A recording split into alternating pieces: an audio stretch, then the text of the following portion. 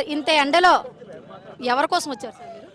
మేము మా ఎమ్మెల్యే ఇర్పాచన్న మా నాయకుడు జగన్మోహన్ రెడ్డి వస్తున్నాడని మా ఎమ్మెల్యేని అన్యాయంగా ఒక గ్రామంలో పోయి కార్యకర్తను కాపాడుకోవడానికి పోయిన వ్యక్తి పైన అన్యాయం కేసు పెట్టినారు. ఎందుకంటే ఓర్వలేక వచ్చే ఎలక్షన్లలో మరి ఇర్పాచన్నకి ఏదైనా ఇరుపక్షానికి దెబ్బతీస్తే మేమందరం కూడా బాగుంటామనే ఉద్దేశంతో వాళ్ళు టీడీపీ వాళ్ళు ఆ రకంగా చేసినారు. కానీ అది కాదు, ఇంకా ఇరుపక్షానికి గ్రేడ్ పెరుగుతుంది కానీ ఎవరు ఇరుపక్షాన్ని తగ్గించలేరు.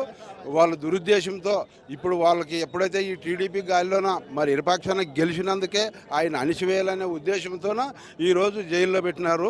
అది ఏమి ఎన్ని దినాలు ఉండడు, జైలు గోడలు కూడా బదులు కట్టుకొని వచ్చేది ఖాయము. మళ్ళీ ఈ ఆలూరు నియోజకవర్గంలో గెలిచాలంటే ఇరుపక్షాన తప్ప ఎవరు గెలలేరు. ఇంతవరకు కూడా ఈ గవర్నమెంట్ మీద అందరికి అసూయ వచ్చింది, ఏం చేసింది లేదు, ఊక అన్ని అబద్ధాలే, ఏది కూడా నిజం లేదు. చంద్రబాబు నాయుడు గారి పరిపాలన ఎలా ఉంది? మరి చంద్రబాబు నాయుడు గారి పరిపాలన చెప్పాలంటే చాలా వరస్ట్ ఉంది.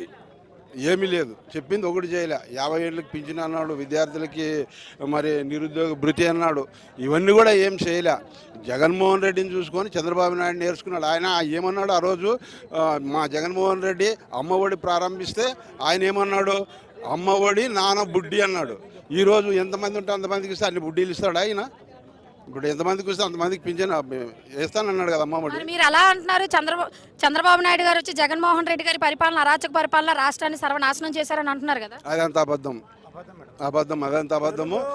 ప్రజలకు తెలుస్తుంది మేడం. ప్రతి గ్రామంలో ఒక 2 భవనాలు ఎప్పుడు లేని విధంగా రైతు భరోసా అయితేనేమి, మరి సచివాలయం అయితేనేమి, మరి ఆనాడు గాంధీ మహాత్ముడు కలగన్న పరిపాలన గ్రామంలో అక్కడే మా ఇంటి దగ్గరికే రైస్ వస్తాయి, ఇంటి దగ్గరికే మరి పోలీస్ వస్తాడు, ఇంటి దగ్గరికే మెడిసిన్ వస్తుంది, పింఛన్ ఇంటి దగ్గరికే వస్తుంది. ఇవన్నీ ఎవరు చేశారు మేడం? జగన్మోహన్ రెడ్డి చేసి ఆయన చూసి నేర్చుకున్నాడు అంతేగాని ఆయన చేసింది ఏమి లే.